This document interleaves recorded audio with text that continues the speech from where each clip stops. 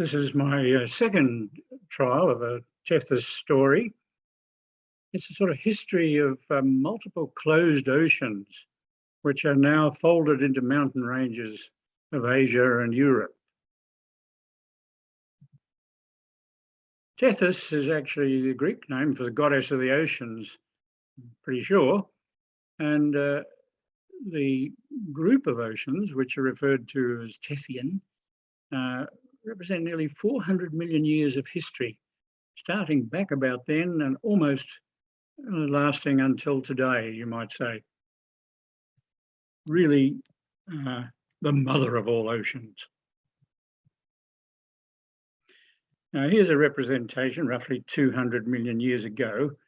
This is in the Mesozoic era, Jurassic period. It's actually 195 million years. We can see Australia there in red and Gondwana featuring strongly focused on the equator. Australia had only recently come out of an ice age, really, which we see at Hallett Cove, the so-called Permian ice age of 280 to 50 million years ago, which is the start of the Mesozoic era. Mesozoic, of course, extended through to the death of the dinosaurs at about 66 million years. So lasted from 66 through back to 250 million years. And that's really the major time of Tethys ocean developments. But we see here within the body of Pangaea, there's you might say, mouth opening with a lower jaw and front incisors represented by Australia. So a whole group of oceans opened by, you might say, slabs or rifts that occurred parallel to the northern edge of Gondwana, as shown there. Rifts that separated, formed new oceans and spread that section of Gondwana northward. There's one shown just under the word oceans there. There's a whole series of them crushing into the precursor of Asia in the far north there. And those have all split off from the northern rim of Gondwana, some from even Australia, certainly from Greater India, which is not shown there, a larger section of India, some of which has recently disappeared under the crunch of that jaw closing.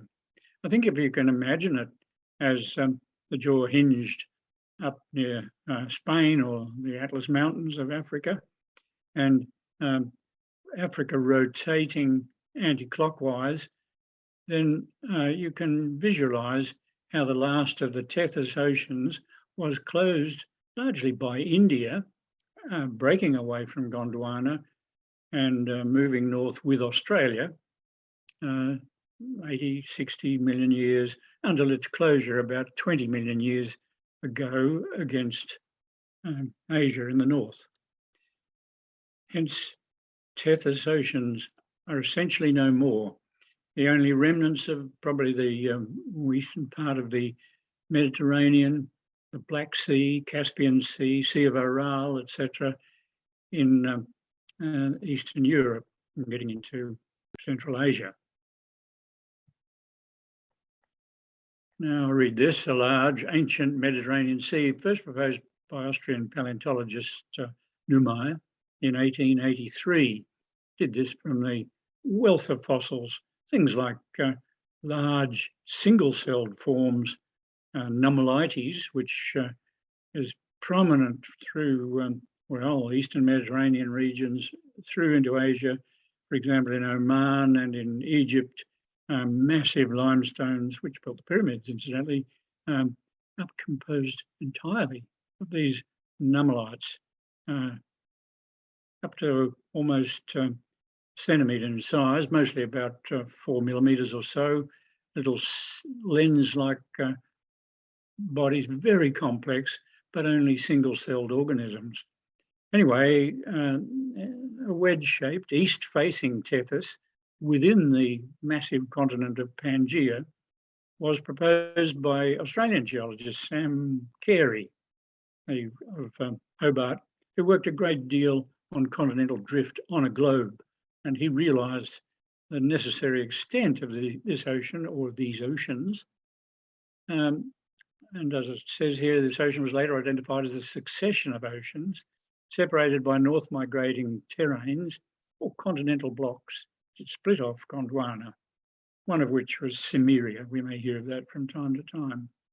These blocks were rifted off from the southern continental mass of Gondwana by the sequence of 3 or 4 new Tethyan oceans, which developed from the rifts. Their closure has resulted in the mountains of Eurasia. And here are some of those mountains, which do not even show those of the Mediterranean Alps, which are the real back molars, you might say, of the Tethyan oceans. There's the Pontic and the Taurus Mountains in the far west there in Turkey, Caucasus, with its strange bend around a small platelet. The Elberts just south of the Caspian Sea, the Zagros of Iraq and Iran, running down towards the Makran of Oman and turning north into the Hindu Kush. And there's the Permian Knot in the center of the picture, Tian Shan, the massive mountains extending easterly to China, Altai, as we get up into Siberia, etc., the enormous body of the Himalayas, and this is not to mention those in Burma and running through into China, all of which really are the result of interacting plates as these oceans close to the northward. Here's a tectonic map. So the colours represent the ages at which the rocks were finally consolidated into land mass, or cratonized is another phrase we'd use. The older cratons dating back 1 billion years or so in India and Siberia are shown there, also extending across towards the Baltic over the Urals, which are in blue on the far left there, running from the top down halfway along the western border. But you can see the ages that these colours represent. And more particularly, we're interested in ages from 440 million years, but I haven't included that in the blue line, although that's technically the ancient Tethys or Paleo-Tethys, bordering the craton in the north there, central part of the diagram in purples. And but the dominant ages running from 300 million years through 200, 150 million years, and 100 million years are all Mesozoic in age. So in the age of dinosaurs, this was an enormous ocean.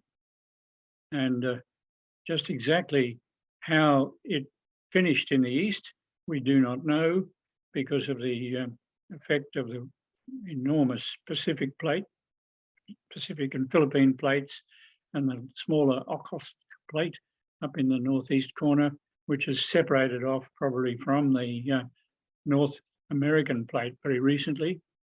Top section of that diagram in green is effectively on the North American plate today. So we can see crunched up into mountain ranges those sedimentary deposits which occurred throughout the Mesozoic era in Eastern Asia, Central and Eastern Asia. If we look here, we're focusing on the Persian Gulf in blue, and just an earthquake registered 5.4, which is a nothing in that sort of environment along the coast of Iran. But the Arabian plate here is moving north.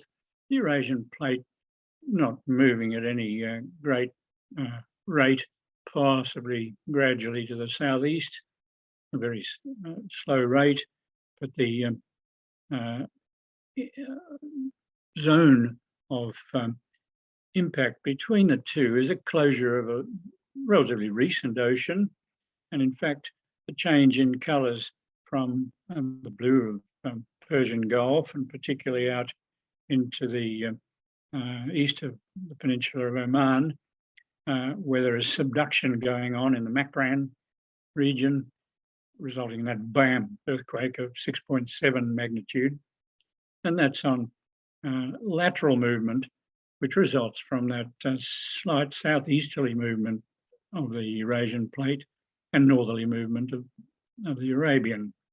So there's one suture, we would say, older than today, but it's where most of the plate boundary movements are occurring. As you can see, there's an enormous crenulation in the Zagros Mountains running from Oman up on the southern side of that yellow line, whereas in the bottom right-hand corner, simple subduction is going on under the Makran. But looking at the areas of Afghanistan and Iran, Iraq, you can see how crenulated and crumpled the old ocean sediments are as a result of those previous plate movements. And we can see where the earthquake activity has occurred in the last 40 years, 45 years or so of the last century. A bit out of date now, but it's still current as far as earthquakes go. Big ones are represented as stars, others are represented by size and by depth. The shallowest quakes being registered in yellow, a few relatively deep ones associated with what has been subduction zones in the past, and movements way out in the Mediterranean, in the Hellenic arc south of Greece, greens and blues registered down to a couple of 100 kilometres depth. Suffice to say that it shows that region of, well, eastern Turkey running right through to Pakistan has been subject of an enormous number of earthquakes, and that's partly due to the rotation of a smaller plate, which is outlined by those earthquakes. Arabia is a smaller plate too, but it's separating from Africa, and separation is not as remarkable as collision, which is occurring on the northern edge or northeastern edge of that Arabian plate. If we look at it in detail, I suppose there's that main Zagros thrust, which is the plate boundary today, but there are a sort of symmetry in the age of deformation from the Caspian Sea to that Zagros belt in the south. And enough to comment on, but that's effectively the closure of the last of the Tethyan oceans. And here in the northwest region of Iran, there is an unconformity here which demonstrates the instability of the country. In the foreground, the strata dip at about 35, 40 degrees to the left or to the west, and a huge layer of limestone in the distance overlies this with an unconformity. That's always a demonstration of the instability of the region in which the unconformity occurs. The Tethys Ocean situation of about 80 million years ago, effectively, they referred to it paratethys, which was shallower water conditions separated from the major Tethys body to the south. You can see a red spot on the north of Iran where that last photograph was taken. And Turkey, the Iran region, had already essentially consolidated into a landmass undergoing folding and faulting as a result of the subduction, which was opposed. The red lines show that subduction in the north of Turkey was to the south, and in the south, Tethys was also subducting underneath it. So you had bipolar subduction there, crushing Turkey and North Iran. Whereas up in the Carpathians, you effectively had the Eurasian block subducting underneath the various little platelets that include Italy.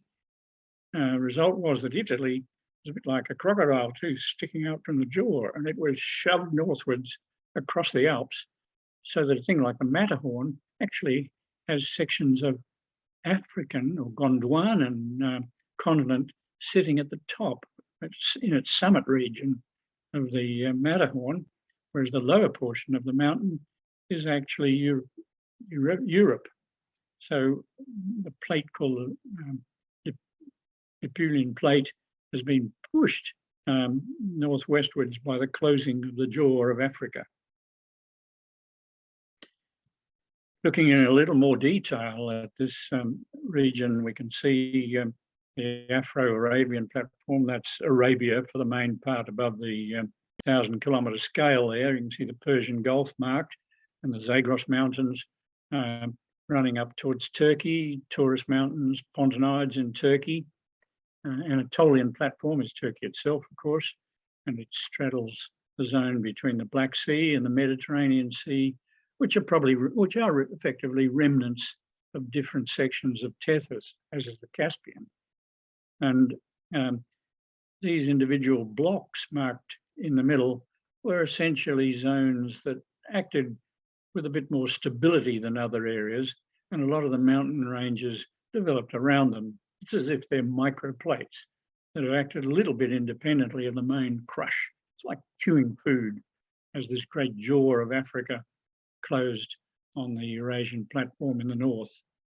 And that effectively is the remnants of two Tethyan oceans 20 million years ago, at the time that India started crushing into the Himalayan mountains. The whole of this Tethyan sequence was closing. And of course, there's many indications of intense folding quite near Tehran, one of the reservoirs. Beds are near vertical, thrust upon each other. If we start looking in that northern section around Loristan, for example, of the country of Iran, you can see evidence of this intense folding of the Mesozoic strata.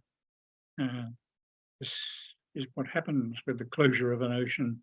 Subduction results in complete compression and shortening, and hence extreme folding of the strata.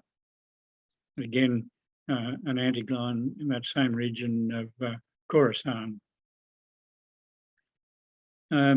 Working a bit, two more regions, Khorasan up there in the northeast, Shiraz in the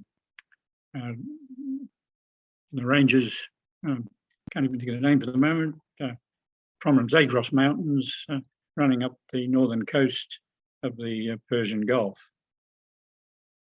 And look at the earthquake epicenters there in the or along the Zagros Mountains. I can hardly read the, it says Zagros Mountains, it does, just west of, just to the left of the word Iran, and some very large earthquakes along the border to the north, which is probably more a slippage border than a subduction one, which is what is going on in the Zagros. You've got Africa sliding in underneath Iran, whereas in the north, you've got much more translation involved, like the San Andreas Fault, and the faults are very big but quite shallow. Now that very big star, May 20th, I think it's 57, not 37, and there's another one there up which could actually be 57 again in the far north, but they're very, very frequent, and most of those are in the same year. And every 5 to 10 years, there are huge earthquakes in that region of Iran through Turkey. Looking at the Zagros Mountains, though, rather interesting thing is that you have a bed of salt, which was kilometric thick, and deposited in the early stages of the rift, much as the East African Rift Valley today in its northern extension has a kilometre or more of salt evaporated from incursions of the Red Sea. In this case, salt domes occurred very early in the history of the Mesozoic, and they were at the bottom of the continental margin of Gondwana initially, and then through gravity they've risen to the surface and formed these very symmetrical domes because of the shape of the bubble, which is a bit like when you drop a pebble into mud, you get water into water, you get a structure looking like a lava lamp, a bulb at the top of a column. And that's really the shape of these salt domes, although they get elongated along the length of the deformed zone. And here's an oblique view just demonstrating that salt dome relief, buckling up the strata, particularly the limestones, and the black zones here are salt. It's actually exuded from the anticlines, from these domes, as essentially glaciers of salt. And you can see in the foreground, this black area, it's quite clearly been encroaching, a bit like a landslip. Well, it's just coming out like toothpaste out of a tube. And right at the 12 o'clock position, there's a small circular one just bursting through from the very center of an anticline. Again, around 4 o'clock, there's one too. Very, very interesting area. And our Flinders Ranges was like that 600 million years ago. So that's roughly the area down actually also in the Persian Gulf, but along the Zagros between Hormozgan and Shiraz. That's where these occur, or they carry right on through the Zagros Mountains to the north.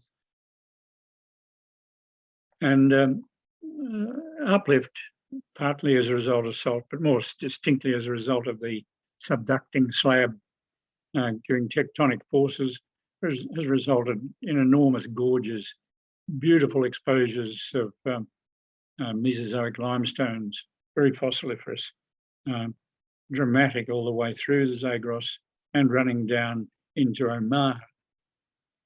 Oman is where we see that red dot on the Arabian plate essentially, and the reverse to subduction has occurred locally there. Instead of the plate sliding under, the Arabian plate sliding northward under, well, Baluchistan in that case, very west of Pakistan, the ocean floor has pushed up over Iran and comes right out over those Mesozoic limestones that we looked at before, a bit further north in Iran. And that's an extraordinary situation, but you can see the way the little black triangles are pointing that there are several sutures or zones where subduction is occurring in a northward direction, resulting in the closure of the ancient ocean.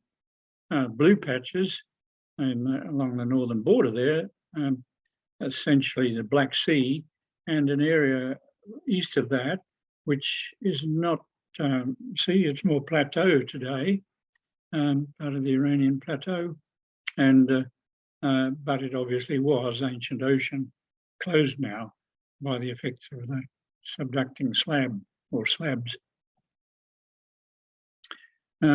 Here is Oman, where that previous red spot was shown, and you see oceanic crust on the skyline, which has thrust right up and over these Mesozoic limestones.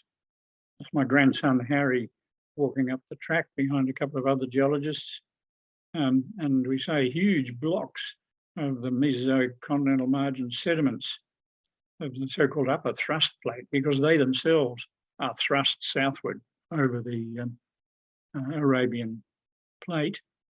And the oceanic crust is actually called Ophiolite. It's a recognizable sequence of crustal material for an oceanic area. starts essentially with dark coloured igneous rocks, gabbro. You tend to go up into zones of a lot of dikes, vertical structures in basalt.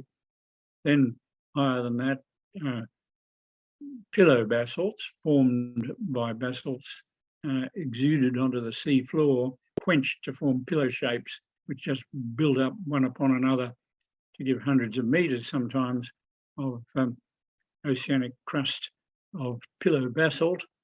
And the final sequence in an ophiolite is the deep sea sediment, starved of terrigenous or material derived from land. It's often just hematite-rich muds, sometimes silica deposits and manganese nodules, characteristic of what we see on deep sea floor today. So here's Harry again, looking at a section in that rock type, which has been altered somewhat from the gabbro to be serpentinite, and it's overlain by basalts. We're not able to see the dikes, obviously, in that, but that's typical of the sequence which has gone up to the highest points in Oman and have been dissected by enormous canyons, beautifully exposed in Oman. And that, again, is the location. So the Arabian plate is effectively subducting in the region of the Zagros Mountains, both south of them and north of them, and Iran, Afghanistan are broken up into microplates, which have rotated, as I said earlier, like chunks of biscuit or something in this chewing mass of the African, Arabian, Indian plates, pushing northward into the Eurasian plate and closing those oceans. That's every which way the direction of mountain ranges resulting from those smaller plates and their rotations. And I just say their mini plate edges control the mountain belts of that region. So now we can see the belt with just a few subductions markers against the Himalayas. In that case, the Eurasian plate is largely overthrusting the ancient block of India, which resists subducting because it's continent, and we get an enormous thrust zone there. Notice the dark blue trends ocean fractures. That's the spreading centres. In the case of the Red Sea, a new ocean which hasn't opened very wide, but out in the Owen fracture zone, which runs up into Baluchistan or Pakistan, it has controlled the edge of the Indian plate, which largely moved in association with the Australian plate until quite recently. It seems to be cracking off across the Indian Ocean. So a huge area of convergence is stippled there, which has closed ocean in relatively recent period, in the last 20 million years. We looked at the geological framework of Iran. There's the Central Plateau, the Great Kavir Depression, and the Great Sandy Deserts. It's surrounded by a triangle of mountain ranges named there. And these usually, the triangles result from the fact that the microplates are angular. So they've been rotated, twisted, etc., by the massive movements of the African Indian continents into Eurasia. And I suppose we speak of three geological provinces, that Zagros belt, folded remarkably in the last 10 million years or so, resulting from the subduction running along the Persian Gulf margin. And then in the center of Iran, Gondwana and remnants, and in the north, much older sediments of the ancient Tethys Ocean, nearer to 400 million years, and fragments of Eurasia too, which show folding up until about 300 million years ago. These are the ones I didn't include in a very early diagram within the closed Tethyan Ocean. And one must realise that Mesozoic was a very prolific time for petroleum development, particularly in the limestones that we speak of. So in Oman, the oil production goes back as far as Ediacaran, which is 600 million years, some of the oldest oil in the world. But 60% of world oil passes through that narrow peninsula of Oman against Iran, so that you've got great stress on the maintenance of that seaway, particularly when we tend to irritate Iran. Here then is that belt. You see the Persian Gulf in white, and just see the tip of that peninsula that I speak of in Oman, and the Zagros folded belt with its linear zones paralleling the subduction, which is going on effectively just along that more northern border of the Persian Gulf, and also again in the Sinjan or Sirjan zone in central Iran, Iraq. And the central Iran plateau essentially is marked there as that blue area, getting up to the Alborz Mountains adjacent to the Caspian Sea. And they're relatively straightforward in that diagram, but as you go further east, there are blocks that have rotated and oriented the ranges northwesterly and even east-west in places. There's another outline of that closure of oceans. You can see it's in two parts with a fairly stable block. Central Iran there, although there's evidence of oceans having closed accurate bands of ophiolite around that central Iranian block, and of course through several zones that are quite closed today and just eroded mountains compared with the modern thrust zone shown in blue and the southern edge of the Zagros belt. So there's 3 or 4 evidences of closure of ocean basins indicated particularly by this particular suite of rock types called ophiolite, which are the ocean floor material that's been caught up in the fold belts. Here's some magnificent photographs again on the roadsides in North Khorasan, and some magnificent structures. Also, this is a synclinal nose, we would refer to it, because syncline in this case is plunging to the west, and the beds all dip in towards the central axis along the center of the photograph.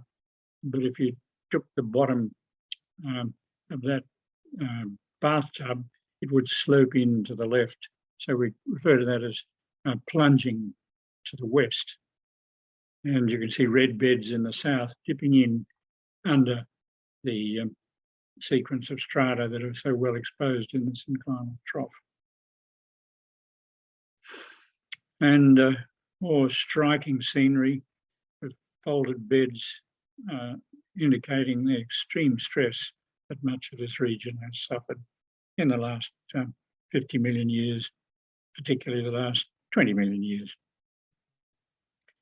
And you can see just a location spot there for this Kerman region. Again, very pronounced unconformity, more or less related to the one I showed previously, with the limestones lying at an angle on the underlying strata. You see them, the underlying beds dipping at 40 degrees to the right, and the top beds lying just in a great arch, but more or less horizontally or slightly dipping away from us.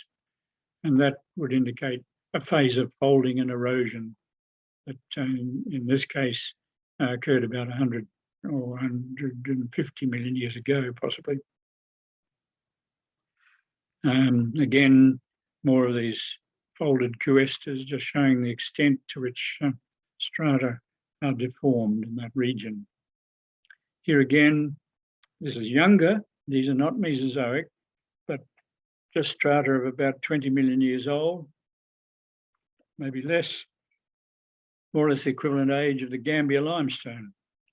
But these two are highly deformed, and they include red beds, which probably indicate phases of aridity. The white strata would be clays. Darker ones very likely include volcanics or mudstones, and just enormous sequences that have been continental margin to the Arabian plate, caught up in the deformation and folded, as we see there, at angles of 30 degrees or so, dipping away from us. So Tethys is really a history of closed oceans. In the north, the Caspian areas surrounded the Eurasian stable blocks, and so they were quite separate until 200 million years ago, you might say in the upper jaw of the mouth. And there's even folding of those back to 350 million years ago. But these bordered oceans of Europe proper, which were precursors of Paleo-Tethys Ocean, which was much more prominent through Asia. The North Iran suture was a plate boundary probably around 250 million years ago, when the Iran plate was essentially part of Gondwana, but of course it separated and went north, and then we've now closed against it again, which is really remarkable when you think about it. But that's the story of oceans. And of course, another story, oceanic crustal rocks, these Ophiolites I mentioned, are pretty old in the Zagros, even though much of the deformation of Zagros is relatively young. There are zones of closure in there that represent ocean floors of 150 million years ago. So that's well within the Mesozoic era, when we had Tethys oceans closing one by one and pushing their way northward against the upper jaw. And we're saying they also surround the central and East Iran microplates at about 150 million year in the heyday of changes of Tethys.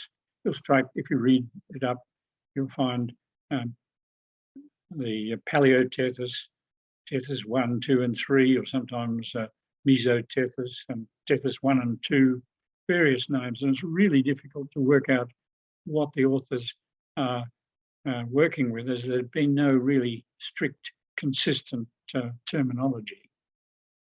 And here's that statement that the Zagros Mountains represent the platform and shelf to the Arabian craton, although rocks sort of from 300 to 250 million years are missing, that presumably separated as a slab and went northward to be joined on to Asia, and has been brought back again and crushed into the complex of Central Asia.